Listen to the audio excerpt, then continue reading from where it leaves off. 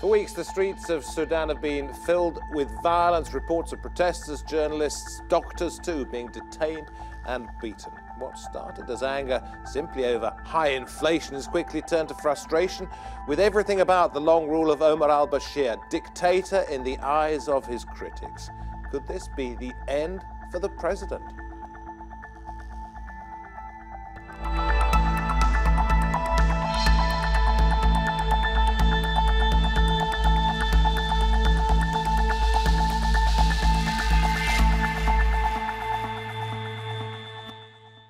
Good to have you with us. You're watching Roundtable with me, David Foster. Omar Al-Bashir could be facing the greatest threat to his long rule, not from America or armed rebels, but from, among others, Sudan's doctors. They have been, along with millions across the country, at the forefront of protests, towns, cities, villages. And the Bashir regime has done what some time ago would have been unthinkable. It has tried to soften its approach.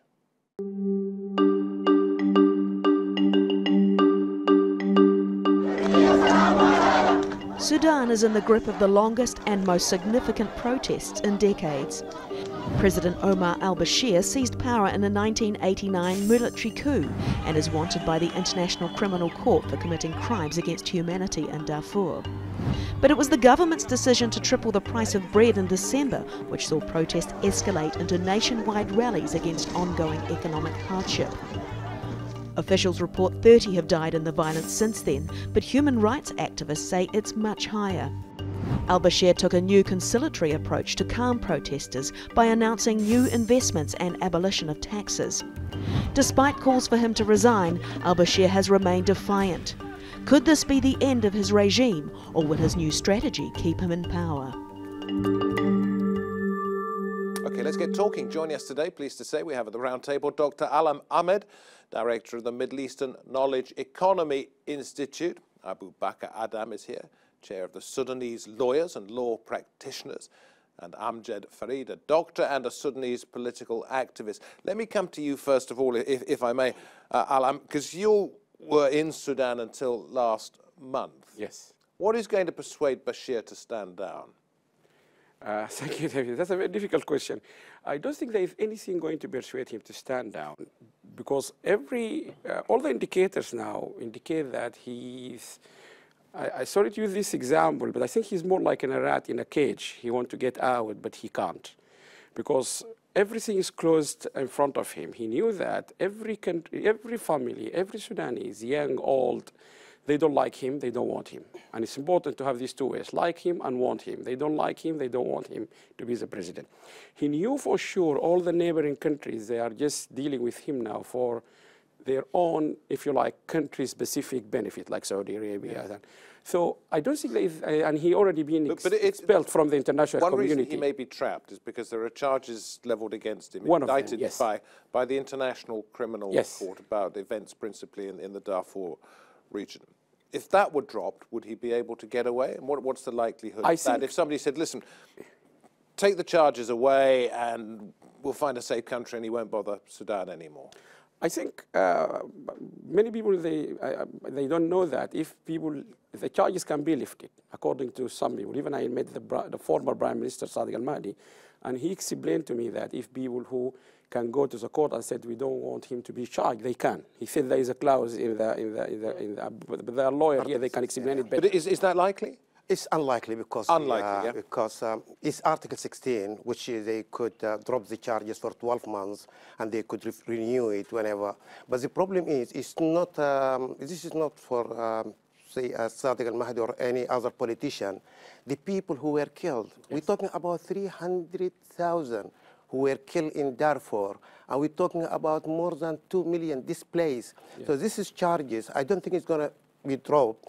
But the other thing, because this is a soft landing, they were trying it before the protest. Now there is only one thing on the table. He must go. And that would have to be a violent overthrow? I don't think it's going to be violence. It's always, the protesters say it's peaceful, peaceful, peaceful. So the main object is to overthrow the regime by peaceful means. I know that there is a lot of pressure will come from so many people because so far over 50 people have been killed and 100 in prison and thousands been injured. So it's, there is a price for this uprising. You know, he's been in power for nearly 30 years. Yeah. And 30 years this year. So what, okay, there was an uprising, I think it was in 2013. Yes. Yes, yeah. 2013, maybe 200 people lost their lives then. But why has the country tolerated him for so long? What's changed at this point? The country never tolerated Omar Al-Bashir or the National Congress Party, which is basically the National Islamic Front, which has orchestrated the coup against democratically elected government in 1989. What's happening now is accumulation for struggles that happened for nearly 3 decades now against the dictatorship of Omar Al-Bashir. And in his 3 decades, he committed a lot of crimes that's now we need to differentiate between 2 separate processes. Justice and accountability, which needs to be served because this is the rights of the victims and nobody has the right to lift any of these crimes. And the other process is the political process. Sudan needs democracy, it needs democratic transformation. And what happened in these 3 decades, that's the accumulation of the systematic corruption that is structural in the regime of Omar Al-Bashir, and the accumulation of the mismanagement, which I think Dr. Allam can talk a lot about it, on the distribution of the general budget, on everything, have led to the collapse of the public sector and the service delivery sector. And this led even to the middle class and the... And has it simply become more obvious that Sudan is economically in trouble because of, since the South became a separate country, there are a lot of oil reserves in the South. They're no longer... Let me finish. Tell me if I'm wrong after that. Yeah. There's an awful lot of oil in the South. It gets refined in the North, but the oil reserves don't belong to the... Well, we call it the North, but it is Sudan. Have the structural problems become more obvious because of the splitting of the country? No. And it's not the sanction as well. Many people claim that it's because of the independence of South Sudan, it's because of the American sanction. Basically, sanctions have been lifted. Sanctions had been listed for 3 years now, and even before that, sanctions have started in 1995, but the sector collapse, the public sector collapse, have started since day one. The government decided in 1992 to adopt what it calls the economic liberalization policy, which led to a huge notion of privatization and of collapse of the public sector, and this has led to increasing suffering in the livelihood of the people. So can I put this to you? We only have a limited amount of time, so allow me to ask questions some of the time. 1964, 1985. Those who were in power then, when there was an uprising, decided it would be wise for them to stand down. Is it simply because of the ICC that Bashir probably won't do that, in your opinion?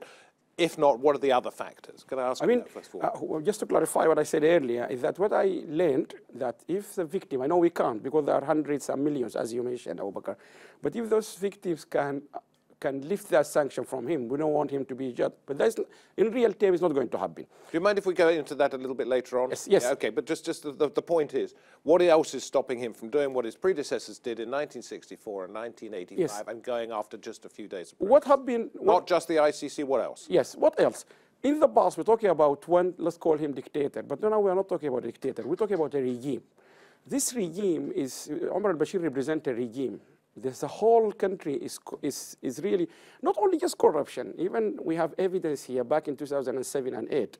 We looked into the productivity of all agricultural products in Sudan from the main country agricultural scheme like Jazeera scheme, and we compare that with the Bank of Sudan statistics, and we find them are not matching each other. So the people talk about corruption, we are talking about serious corruption in the system, in the data, in the information. That's why the West and all development, all people, they don't know what is happening in Sudan. That's number one. Number two, they are like more of conquering the whole thing. Even we do have people, they can tell you now, they don't know anything about others than Omar Al-Bashir. So this is, you talk about a regime almost destroying the whole country. So for him to leave, where he can go? Number one, he can accept any transfer of power to a normal democratic regime, because the first people they will be put into accountable is like the whole system. Okay, so let's try and work out who is on his side in the country, because clearly you three believe that he should go. He's changed the nature of the security forces, has he not, in the last 20 to 30 years? He's established a much more centralized National Intelligence Security Service, I think it's called, NISS. Yes. They may be on his side, and you were detained by them. I was detained by them several times. But you said, no, they're not on his side, but tell me... I believe that Bashir is a very smart player of divide and conquer. He divided not only the opposition, but his own party. So you have now 7 factions within the Islamist and within the National Congress Party, which all have its military units. We also have a lot of militias, the Rapid Support Force, which is a restructured Janjaweed militia, basically, and which is now serving the interest of the EU by securitization of the border to prevent the migration. But he's built up the intelligence service. And he turned it into a military force as well. And then he sent some elements of the army out into the country because they may have been against him. He's divided and conquered. So basically, he created too many militias, too many factions within the Islamists, and he became like the glue that connects them all. So but it's which way is this going to go now? If some elements of the security forces are against him and some are for him? Nobody is for him. Nobody. Every one of them wants a lot of what we call the top brass in the army. They want to keep their privilege. They want to keep their privilege, and Bashir now is the only thing that keeps their privilege the same. But if any of them was maybe ambitious enough to make a coup against Bashir, he will unify the rest of the 6 factions against the coup. Yeah, I don't think this is going to happen, actually. Let me ask you, Abobaker, in terms of the militias, the established security forces, is there going to be a fracturing of support for Bashir, or can he rely on particular groups to back him? Just to go back to your main question, the difference between 1964 and now is just explained by the security, because the nature of the security forces now is quite different. And one of Sudanese academics said it's called securocracy, which is these security forces is spread all over the community. So wherever that was what I was trying to get at. Yeah. I mean, is he bolstered much more by having reinforced the security forces now than his predecessors? Yeah, he's because I would say that. But the main thing is the nature of the security is quite different. In 1964, it took us only 10 days to change the regime, and in 1985, it took us about 3 weeks to change the regime. The nature of the regime is quite different. There is the issue of the corruption, and there is the issue of the security. These two combine, and there is elite in the government, elite in the security, elite within the political parties who support this regime because they have a financial link with the regime. I'm trying to work out, sorry to go, we only have limited time. I'm trying to work out what it is going to take for him to go.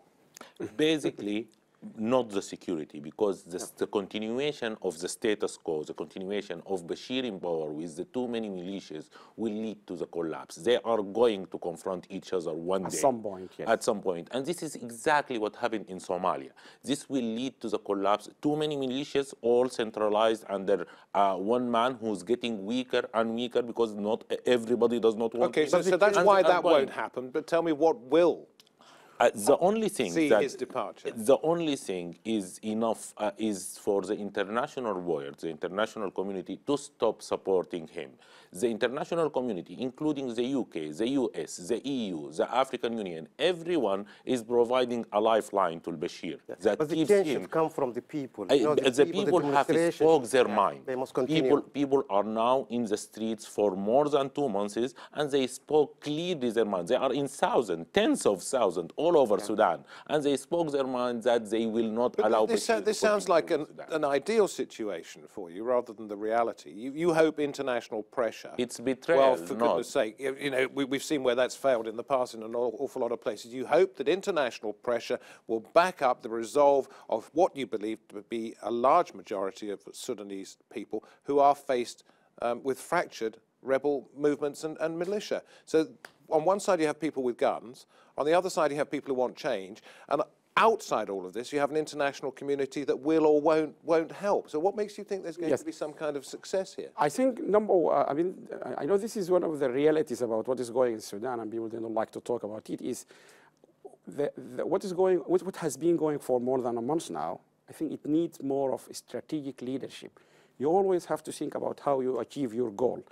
And I'm not saying it is not very strong or effective, but this needs to transform from just going to the street to be more effective in getting Al-Bashir out of that palace. And so far, what I have been witnessing is the same thing happening again every day. So people, they protest, they go to the street, yes, but we need to be more sharper in terms of our effectiveness. That's number one. The international community could solve the problem if we can work with them rather than, we continue protesting, but people outside the country, they should work with the international community. For example, who could take him out of power? For example, countries like the neighboring countries, like UAE, Saudi Arabia. But they support him at the moment. Yes, absolutely. Saudi Arabia hosted. Egypt, Qatar, remember Tunisia, United the Arab Tunisian Emirates, ex-president. Kuwait. Who took him out of the country was Saudi Arabia. Yeah, but they all rather like him. Absolutely. If we can work with them to tell them the future without Al-Bashir is better for them than with Al-Bashir. I think we are undermining the power of people. You know, when we think that please. Yeah, we give a lot of weight for the international community, but I think the will of the people and the leadership inside, I think they are planning very well. What they need is, when we change, if there is any transitional justice, at that point, there is a lot of things could be worked. But at this point, the way the demonstration has been managed, I think is working very well. I want to bring this in. It's vital at this point because you talked about leadership. Yeah. You can come in on that if you like. You talked about the former Prime Minister. He hasn't been in power for a very, very long time. He's a seasoned elderly politician. Yes. The other person I've heard mentioned is Al-Mahdi, who's the great-grandson of the Mahdi who led the revolt against British rule. The same former brother. In 1885. He's 83 years old. Yes. Yeah. Where is the real leadership? There is a coalition now that's leading this, which called the Sudanese Professional Association, which basically composed of young professionals. Yes. And this Sudanese Professional Association have proposed what's called the Change and Freedom Declaration on the eve of the beginning of this year. And part of this is what I mentioned earlier, the doctors. Yes? Not only the doctors, but the doctors, engineers, lawyers, journalists. There are many trade unions, legal and democratically elected trade unions, that have actually proposed something that has a clear outlines of transition, and the political parties have agreed to it. The two big alliances of opposition in Sudan have signed this. Sudan Call and the National Consensus Forces have signed to this. So there is a unified leadership for Sudan, and with clear outline for the transition, and inclusive transitions that include everyone and maintain a peaceful transition of power. Can I ask you this question, please? I want to ask you a question. Talking about countries that support him. Yes. Qatar and the United Arab Emirates have a massive disagreement at the moment. Yes. But they both still support Bashir staying in power. What is it about him that they want to preserve? What is it they're frightened of as an alternative? There's many things you can get frightened from Bashir goes, and I'm being very open with you. Number one, terrorism. Terrorism is quite a serious issue, and Sudan played a critical role in terrorism in the past. Don't forget, Sudan one day hosted the most wanted man for 6 years. Are you saying that because of the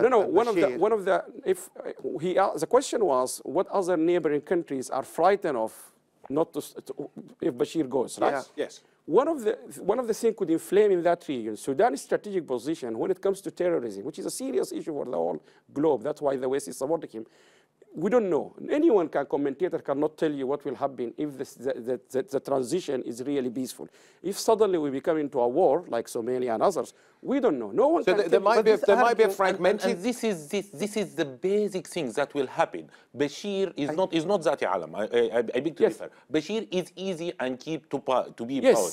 And this is because of the ICC and the many things that he has. So the international community is taking him hostage, and he is taking the Sudanese people hostage to his safety. I disagree. So basically, we don't want international... Do you know, the one thing I don't like in this program, and I know I do it as well, as I'm terribly sorry about that, is people talking over other people. So if you want to say something, please feel free to do so, because the stream of consciousness we're getting from this chair could last 40 minutes. What was it? I disagree with this approach when you say that the presence of President al-Bashir will prevent terrorism. That is just a wrong approach, because this regime is Islamist, and what they do is the Qatar and the other Arab countries who deal with them because they have got ideological agenda, and the terrorism mainly from Islamists. So if al-Bashir goes and we made a new regime, democratic regime, at that point, only at that point, we can prevent terrorism. But by saying that, okay, that was some of the Westerners saying. May I ask a question here? Yes. Which is, if you go back about 10, 12, 15 years to the Civil War, if you go back to what was happening in Darfur, for which Bashir has been largely blamed, what is to prevent there being further problems and fragmentation of a country and the persecution of the Darfuris, for example, again, if Bashir goes? What's to prevent that? I mean, just... in a minute. But just, that's what... No, please don't The question was... I want to answer your point first. I agree totally, yes. There is nothing will prevent him. And the reason why I'm saying this, al-Bashir, when he came to power, he militarized lots of civilians. They are being counted by 150,000. Those are spread all over Sudan, in towns and villages. They have guns. They are well trained to go to the street. Okay, so what's to prevent a massacre in Darfur or another part of Sudan happening? If we take al-Bashir out, you mean? Unless we can take al-Bashir peacefully, number one, or with any common consensus, so people will, any consensus where he will peacefully find a way out of the country.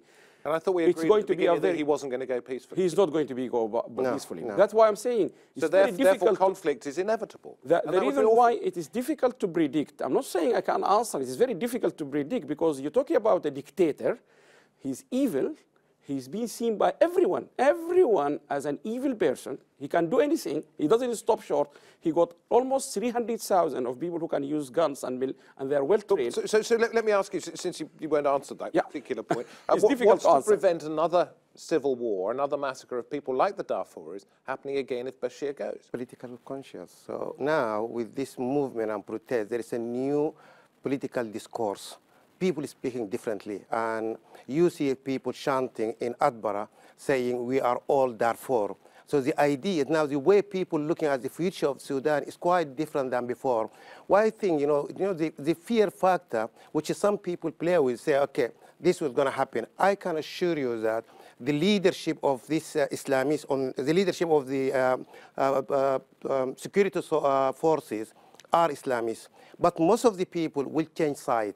When the time comes, when we push toward change, and I'm quite sure our leader inside Sudan, they understand fully what they are dealing with. That's why they haven't called us yet, all cities to start protesting. So there is a plan, very, very clever plan, and when the time comes, I will for sure you don't really know, you're just hoping.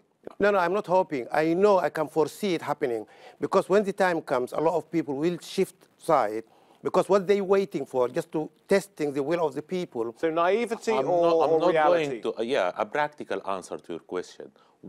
So basically, all the rebel movements, all the three big Darfuri movement, SPLM North, which is the other rebel movement, all the rebel movements are part of this alliance that's for freedom and change, that want to change Bashir now, that are orchestrating. So they want to change it for the good of the whole country, or for their own interests? Their own interest is the good of the whole country, because these rebel movements were always talking about democratization of Sudan that include everyone. They are not demanding something for themselves. They're demanding equality. How long is it going to take? Of rule of law. how long it's going to take, as long as it's going to take. People are now sustained their protest in the street for 2 months, and they are willing to go more. Yeah. And they are being very proud and very punctual to the schedule of the protest. So basically, people are now having the NCP rule, this government, Omar Al-Bashir regime, as the enemy. This and time next year, will he be gone? It depends. He can be gone tomorrow. He could be gone weeks or months. The reason I'm saying that, because unless we have an effective leadership on this protest on the street, this is a fight. You are fighting people on the street with guns. You need to have a strategic leadership to get that job done. The next job, I know we have a plan for it. Yeah. We need to get that job done first, and that job needs a military thinking. It doesn't need, yes, we are peacefully thinking now, yeah. But we need to think about the protest. Just fine, we only have about 30 seconds left. Yeah. What I'm hearing from all three of you is a great desire to see change, a belief, a hope that it will happen, but no obvious plan other than international pressure. No, it's not international pressure. Sorry to jump on that. It's not international pressure. We don't want the international community to pressure Bashir. We want the international community to stop supporting him because he's a criminal. And this is basically the international community. But you know that hasn't happened. But they know him for 40 years. That hasn't happened. They are reviewing their international law. He's committing massive human rights violation. He's killing people. So what makes you think the international community is going to change its mind now? Because now there is a great danger of collapsing Sudan if Omar al-Bashir continue in power. This is basically the international community needs the strategic thinking. Yes. I'm terribly sorry. Listen, you can continue this conversation, as undoubtedly you will, in the kitchen with a cup of tea in just a moment, what we rather grandly call the green room. Thank you very much for coming in. I'm sorry I have to sort of keep cutting people off. We've finished. Stay where you are. Stay where you are for a moment. Thank you very much for watching. Bye-bye.